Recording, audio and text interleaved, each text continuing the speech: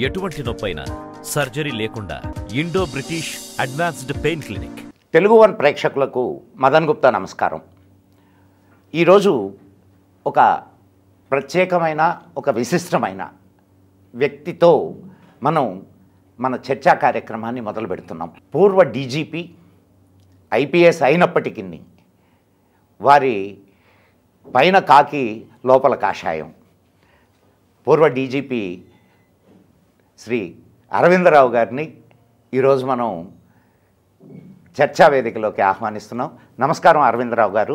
నమస్కారం అండి. మీరు పిల్లలకి హిందూ ధర్మాన్ని ఎలా చెప్పాలి అనేటటువంటి పుస్తకం కూడా ఒకటి రాశారు. నేను ఆ సమయంలో మీకు ఫోన్ చేశాను, సార్ దీన్ని నేను వీడియోలుగా చేస్తానంటే నిరభ్యంతరంగా చేసుకోండి అని చెప్పారు మీరు.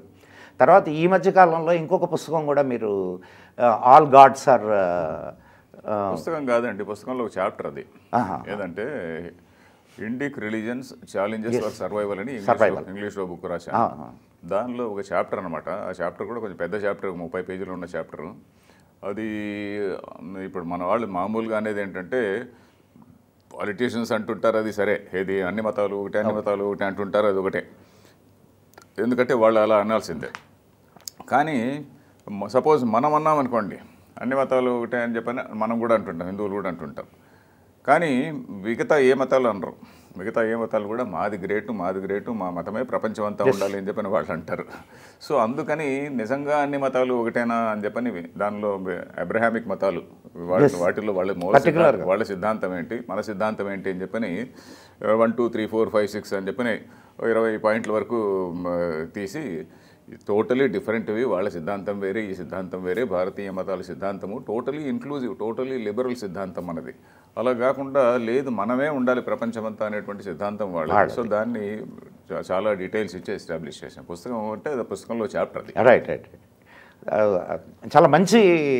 ఇప్పుడు సార్ అది తెలుగులో కూడా నేనే రాయాలి అని చెప్పని చేస్తున్నానండి, ఎందుకంటే ఇంగ్లీష్ బుక్ చాలా మంది చదవలేదు. చాలా మందికి ఇస్తే వాళ్ళు ఫీడ్బ్యాక్ కూడా ఇవ్వలేదు. చదివాము బాగుందని కానీ బాగలేదని కానీ ఇది ఎలా ఉండాలి, ఇద్దరు ముగ్గురు ఫీడ్బ్యాక్ ఇచ్చారు అంతే, ఎవరు ఫీడ్బ్యాక్ కూడా ఇవ్వలేదు. అందుకని నేనే తెలుగులో కూడా రాస్తున్నాను సార్. చాలా సంతోషించదగ్గ విషయం సార్. ఎందుకంటే మొత్తం మన దేశం మొత్తం మీద తీసుకుంటే ఒక 10% మందికి ఇంగ్లీష్లో ప్రొఫిషియన్సీ ఉంటుంది. వాళ్ళ లోకల్ భాషలోనే వాళ్ళకి ఎక్కువ ప్రొఫిషియన్సీ ఉంటుంది. ఏదైనా విషయాన్ని తీసుకెళ్ళాలి అని అంటే వాళ్ళ లోకల్ భాషలోకి తీసుకెళ్తే అది ప్రజల దగ్గరకు చేరుద్ది. ఇప్పుడు సంస్కృతంలో రాసినటువంటి భాగవతాన్ని పోతరామాచ్యుడు తెలుగులోకి అనువదించబట్టి దానికి అంత ప్రాచుర్యం వచ్చింది. సో సార్ ప్రస్తుతం మన అఫ్కోర్స్ గత 1000 సంవత్సరాలుగా సనాతన ధర్మం ఎదుర్కొంటున్నటువంటి థ్రెట్స్ ఏవైతే ఉన్నాయో అవి అందరికీ తెలిసినవే. కానీ ఇన్ని సంవత్సరాల తర్వాత కూడా మనకు స్వాతంత్రం, దాన్ని స్వాతంత్రం అనడం కంటే అధికార బదిలీ జరిగిన తరువాత కూడా 75 సంవత్సరాల తర్వాత కూడా ఇదే పోరాటాన్ని హిందువులు చేయవలసినటువంటి పరిస్థితి ఉన్నది. దీని వెనుక కారణాలు ఏమిటంటారు? మీరు చాలా చక్కని మాట మాట్లాడారండి. ఏంటంటే అధికార బదిలీ అన్నారు, స్వాతంత్రం కాదు అధికార బదిలీ అన్నారు. అది మంచి పదమే అని అనుకుంటున్నా. ఎందుకంటే బ్రిటిష్ వాళ్ళు వెళ్ళిపోయినప్పుడు వాళ్ళకు అనుకూలంగా ఉండేటువంటి వ్యక్తినే పెట్టారు.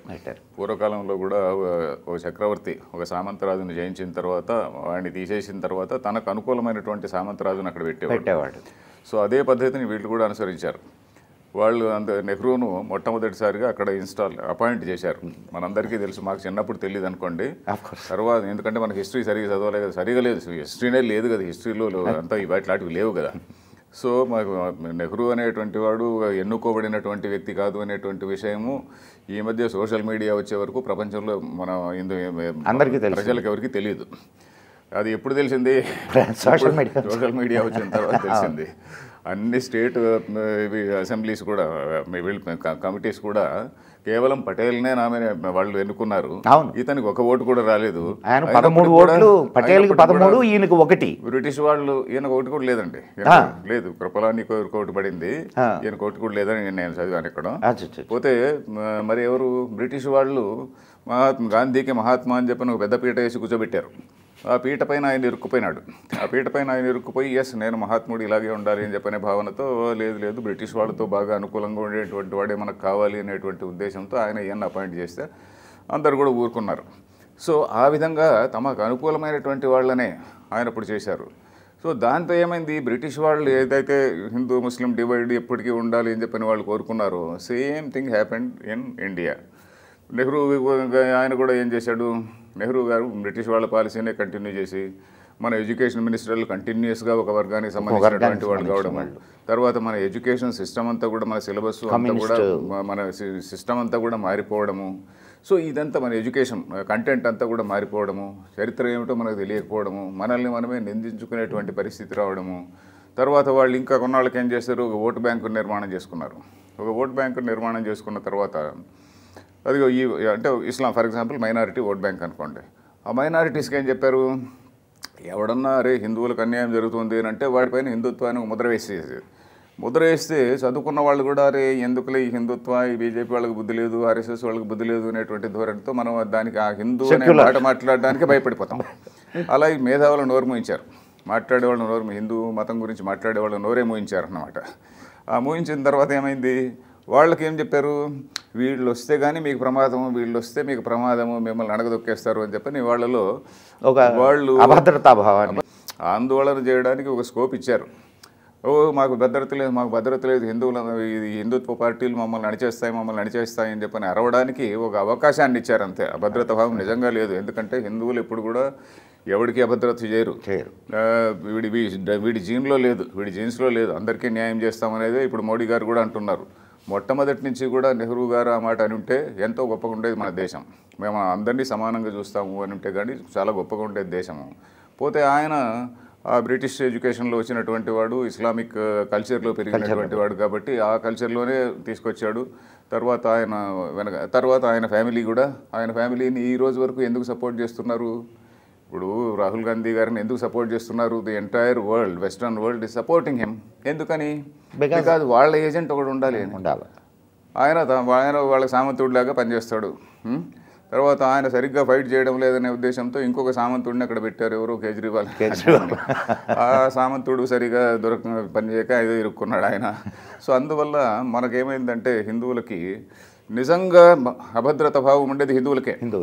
ఎందుకంటే జనాభా ఒక పర్టికులర్ రేషియో మారిందనుకోండి, నిజంగా అభద్రత భావం ఉండేది హిందువులకి. ఎందుకంటే 1947లో జరిగినట్టు మళ్ళీ కూడా జరగచ్చు.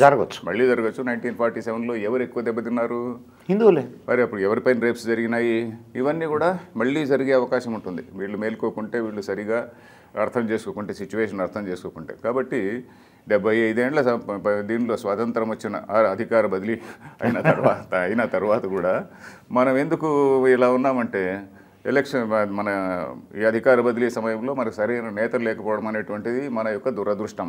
మనకు సరైనటువంటి దేశభక్తి ఉన్నటువంటి నాయకులు లేకపోవడం చాలా దురదృష్టం. ఉన్న వాళ్ళని పక్కన పెట్టారు, దేశభక్తి ఉన్న వాళ్ళని పక్కన పెట్టి వాళ్ళకి బ్రిటిష్ వాళ్ళకి సామంతులుగా ఉండేట్ల వాళ్ళనే ఇప్పటి వరకు ఇప్పుడు బ్రిటిష్ వాడు పోయి అమెరికా వాడు వచ్చాడు అనుకోండి, అమెరికా వాడు వాడికి ఏం వచ్చిందండి, కేజ్రీవాల్ని అరెస్ట్ చేసి లోపల పెడితే వాడికి ఏమొచ్చింది, వాడి దేశంలో వాళ్ళు ఏం చేస్తున్నారు, ఎక్స్ ప్రెసిడెంట్ ట్రంప్ పైన రోజు కేసులు పెడుతున్నారు. ప్రెసిడెంట్ ట్రంప్ లెవెల్ ఎంత, ఈ కేజ్రీవాల్ లెవెల్ ఎంత, ఆ ట్రంప్ మీద రోజు కేసు పెట్టి, రోజు కేసు పైన కేసు పెట్టి, అది తీసి బయటికి తీసి అన్నీ చేస్తున్నారు కదా. మరి అలాంటి వాళ్ళు మనకు నీతులు చెప్పడం ఏంటండి. సో ఏ దేశం కూడా గట్టిగా ఉండకూడదు, అన్ని దేశాలు కూడా విడిపోతుండాలి, అన్ని దేశాలు కూడా విడగొడుతుండాలి, వాళ్ళ దేశాల్లో ఉన్నటువంటి రిసోర్సెస్ అన్నీ కూడా మనమే దోపిడీ చేయాలి, అది వాళ్ళ ఉద్దేశం. సో ఇది ఒక న్యూ కలోనియలిజం అంతే, కొత్త రకమైనటువంటి కలోనియలిజం. వాడు నేరుగా వచ్చి పాలించాడు, ఇప్పుడు అట్లా కాకుండా తన ఏజెంట్ను పెట్టి, తన సర్వెంట్ను పెట్టి వాడి ద్వారా అంత రిసోర్సెస్ పాలించడం అనమాట. So this is we have to resist. లేకుంటే భారతదేశం మళ్ళీ రిసోర్సెస్ తీసుకుంటే సరే, బట్ దేశంలో ఒక అంతర్యుద్ధం వస్తుందండి, ఖచ్చితంగా అంతర్యుద్ధం వస్తుంది. ఎందుకంటే మిగతా దేశాల్లో ఎగ్జాంపుల్స్ ఉన్నాయి మనకి. ఇప్పుడు ఆఫ్రికన్ కంట్రీస్ తీసుకుంటే సగం కంట్రీలో ఇంతకుముందు వాళ్ళు ఏదో రిలీజన్ ఏదో ఉండేది, అవన్నీ కూడా పోయినాయి. ఇప్పుడు పోయి సగం కంట్రీ క్రిస్టియన్, సగం కంట్రీ ఇస్లాం వాళ్ళిద్దరూ దెబ్బలాడుకుంటున్నారు. అవును సార్. ఈ దేశంలో కూడా ఒకవేళ హిందూయిజం పోయి వాళ్ళు ఆ రెండు మతాలే ఉన్నా వాళ్ళిద్దరూ దెబ్బలాడుకుంటుంటారు. మీ పిల్లలు మా పిల్లలు మళ్ళీ ఒకరు హిందువులు ఒకరు ముస్లిం అయ్యి వాడు దెబ్బలాడుకుంటుంటారు సార్. హిందూ ముస్లింలు ముస్లిం క్రిస్టియన్ కావాల్సిన అక్కరే లేదు. ప్రత్యేకంగా ముస్లింలైనా కూడా వాళ్ళలో వాళ్ళే కొట్టుకుంటారు. అది వేరే, దాని వాళ్ళపైన మన కామెంట్ వద్దు. ఇప్పుడు జరుగుతున్నటువంటి షియా సున్నీ పాకిస్తాన్లో జరుగుతున్నటువంటి వద్దు. ఇప్పుడు ఆఫ్రికన్ కంట్రీలో జరుగుతున్నది ఏంది, ఒకవైపు క్రిస్టియానిటీ ఒకవైపు ఇస్లాం, వీళ్ళెదరూ దెబ్బలాడుకుంటున్నారు. Same thing can happen in India. వాళ్ళు ఏంటి, ఫస్ట్ ఇద్దరికి కామన్ టార్గెట్ ఏంటి, హిందూయిజం. ఈ కామన్ టార్గెట్ను ఫస్ట్ బలహీనపరచడం, తర్వాత వాళ్ళిద్దరు దెబ్బలాడుకోవడం, వాళ్ళిద్దరు పంచుకోవడం. So this is the strategy. So కాబట్టి మనం బేసిక్గా హిందువులు మేల్కోవాలి, మన హిందూ నేతలు మేల్కోవాలి, హిందువుల్లో యువకులందరికీ ఇది అర్థం కావాలి. ఒరే అది ఎందుకు కాదంటే, అరే మన సిద్ధాంతం ఏమిటి మనకు తెలుసుకుంటే మనకు ఎంతో రెస్పెక్ట్ వస్తుందండి. మనం ఎందుకు ఫూల్స్గా ఉన్నామంటే మన సిద్ధాంతం చదువుకోలేదు, ఎవడు భగవద్గీత చదవడు. వాళ్ళ సిద్ధాంతం ఏంటి, ఫస్ట్ మన హిందూయిజం యొక్క గొప్పదనాన్ని తెలుసుకోవాలంటే ఇస్లాం చదవాలి, మనం క్రిస్టియానిటీని తెలుసుకోవాలండి. క్రిస్టియానిటీ గురించి రాసినటువంటి వాళ్ళు, తెలుగులో కూడా రాసినటువంటి వాళ్ళు చాలా ఉన్నారు. ఇప్పుడు సాహితీ ప్రచురణలు అని చెప్పి వాళ్ళ పుస్తకాల్లో అరిందమ అని ఇంకా కొంతమంది ఏదో రాశారన్నమాట. సో అట్లానే ఇంగ్లీష్లో ఇంగ్లీష్లోనైనా ఇప్పుడు యువకులకు ఇప్పుడు ఇంగ్లీష్లో చదవగలిగినటువంటి వాళ్ళు ఉంటారు. ఆ ఇంగ్లీష్లో చాలామంది ఉన్నారండి. ఇప్పుడు అమెరికన్ ప్రొఫెసర్స్ చాలామంది ఇస్లాం పైన రీసెర్చ్ చేసి రాసినటువంటి వాళ్ళు ఉన్నారు. క్రిస్టియానిటీని విమర్శించి వాళ్ళే రాసుకున్నారు. ఇప్పుడు వాళ్ళ వెస్ట్రన్ కంట్రీస్లో వాళ్ళ పరిస్థితి ఎలా ఉందంటే, వాళ్ళ మతాన్ని బాగా విమర్శించుకున్నారండి. విమర్శించుకొని చాలా మంది మతం నుంచి బయటకు వచ్చారు. ఇస్లాంలో జరగలేదు. ఇస్లాంలో కూడా ఇప్పుడు అది జరుగుతున్నది. ఎక్స్ ముస్లిం అని ఒక కల్ట్ స్టార్ట్ అయింది. అది ఎంతవరకు ఎంత స్ట్రాంగ్ ఉందో నాకు తెలియదు. స్ట్రాంగ్ గా అయితే లేదు కానీ, బట్ ఏదో స్టార్ట్ అయినట్టుంది. బట్ ఎనీవే వాళ్ళ నోర్లు మూయిస్తారు వీళ్ళు. బట్ ఈ క్రిస్టియానిటీలో మాత్రము ఆ ఇంట్రాస్పెక్షన్ అనేది వచ్చింది. అయినప్పటికీ కూడా యాజ్ ఎ స్టేట్ వాళ్ళు ఏం చేస్తున్నారు, హిందూయిజంను వీకన్ చేయాలి, హిందూయిజంను డిస్ట్రాయ్ చేయాలి. వాళ్ళది వెస్ట్రన్ కంట్రీస్లో పోయింది, కనీసం ఏషియాలో నిలబెట్టుకుందాం. ఇప్పుడు ఫిలిపైన్స్ ఉందనుకోండి, ఫిలిపైన్స్ మొత్తం 100% ఆల్మోస్ట్ 100% క్రిస్టియానిటీ. సో ఆ పద్ధతిలో ఏషియాలో మనం నిలదొక్కుందాం అనేటువంటి ధోరణిలో వాళ్ళు ఉన్నారు. So that is the tragedy. మనకు అవగాహన లేకపోవడం, హిందువులకు ఎందుకు మనకు అర్థం కావడం లేదంటే, ఎవడు అసలు భగవద్గీత చదవడు. అరే దీనిలో ఎన్ని గొప్ప విషయాలు చెప్పారు, వాళ్ళ రిలీజన్ చెప్పేది ఏంటి, నీ రిలీజన్ చెప్పేది ఏంటి, అది తెలిస్తే వాడు ఎవడు మనల్ని షేక్ చేయలేడండి. ఖచ్చితంగా మనం ఫూల్స్గా ఉన్నంతకాలము ఎవడో వస్తాడు మనల్ని నీ మతం బాగలేదు, నీ మతంలో కులం ఉంది. కులం అనేటువంటిది మతంలో ఎక్కడా లేదు అనేటువంటి విషయం ఎంతమంది తెలుసండి. కులం అనేటువంటిది ఎక్కడా లేదు మతంలో. దీని గురించి నా పుస్తకంలో 30 పేజీలు రాశాను. కులం అనేటువంటి అసలు మన పుస్తకాల్లో యాక్చువల్గా ఏముంది, కులం అనేది ఏ దేవుడు సృష్టించలే, కృష్ణుడు సృష్టించలే, ఏ ముని సృష్టించలే, ఎవరూ సృష్టించలేదు, ఏ మనువు కూడా సృష్టించలేదు. కులం అనేది సమాజంలో ఎక్కువ ఉన్న అవసరాలను బట్టి ఏర్పడింది. కృష్ణుడు భగవద్గీతలో చెప్పినది ఏంటంటే కేవలం వర్ణము అన్నాడు. 3 గుణాలు ఉన్నాయి, సత్వగుణము, రజోగుణము, తమో గుణము అనేటువంటి గుణాల వల్ల మిశ్రమం వల్ల. ఈ గుణాలు అనేటువంటిది కేవలం ఇండియన్స్కే కాదండి, ఆస్ట్రేలియాకి పోయినా ఉంటాయి, ఆఫ్రికాకి పోయినా ఉంటాయి, అమెరికాకి పోయినా ఉంటాయి, చైనాకి ఉంటాయి. చైనాలో కూడా సత్వగుణం ఉన్నవాళ్ళు ఉంటారు, రజోగుణం ఉన్నవాళ్ళు ఉంటారు, తమో గుణం ఉన్నవాళ్ళు ఉంటారు. కృష్ణుడు చెప్పింది చాతుర్వర్ణ్యం మయా సృష్టం గుణకర్మ విభాగశః. హ్యూమన్ నేచర్, ఆయన హ్యూమన్ నేచర్ని డివైడ్ చేశాడు. ఒకటిలో సత్వగుణం అంటే కొద్దిగా soft, oriented towards knowledge, and then కొంచెం కంటెంటెడ్ పర్సన్, రైటియస్ పర్సన్, ఇట్లాంటివన్నీ కూడా పెట్టారనమాట. అదే రజోగుణం అంటే నేను డామినేట్ చేయాలి, లేకుంటే ఇంకా ఎక్కువ సంపాదించాలి, ఇంకా ఎక్కువ అధికారం సంపాదించాలి అనే అది రజోగుణం. తమో గుణం అంటే ఒక రకమైనటువంటి డల్నెస్, ఎవడో ఇది చెప్పి నువ్వు వాడిని చంపుకోరా అంటే చంపేయడం, అట్లాంటి ప్రవృత్తి తమో గుణం అన్నారు. మూఢగ్రాహేణ అంటాడు ఇక్కడ భగవద్గీతలో. మూఢగ్రాహేణ అంటే మొండి పట్టుగా నాదే రైట్ అని చెప్పని పోయి వాడిని చంపేసేయంటే చంపేయడం, అది తమో గుణం అని చెప్పని అన్నారు. సో ఇది హ్యూమన్ నేచర్ గురించి చెప్పారు అంతేగాని కులం కాదు, అది కులం కాదు. అది మన వాళ్ళు ఇంకా కులాన్ని దాని గురించి కూడా చెప్పారు. ఏదైనా కులములో ఈ బ్రాహ్మణ లక్షణాలు ఉంటే వాడిని బ్రాహ్మణుడిగా గుర్తించాలి, ఫలానా దీనిలో వాడి బ్రాహ్మణ లక్షణాలు బ్రాహ్మణుల్లో లేకుంటే వాడిని వేరే దీని కింద పరిగణించాలి, చాలా క్లియర్గా చెప్పారండి. అసలు మనకు చాలా శాస్త్రాలను ఇచ్చినటువంటి వాళ్ళు, వేదాలని దర్శించినటువంటి ఋషులు నాన్ బ్రాహ్మిన్స్ చాలా మంది. అండ్ రామాయణాన్ని ఇచ్చినటువంటి వాల్మీకి బోయ కులానికి చెందినవాడు. అది ఒకటి. తర్వాత కులం అనేటువంటిది మన రిలీజన్కి సంబంధం లేదు, సమాజం యొక్క అవసరాన్ని బట్టి ఏర్పడింది అనే విషయం చాలామందికి తెలియదు.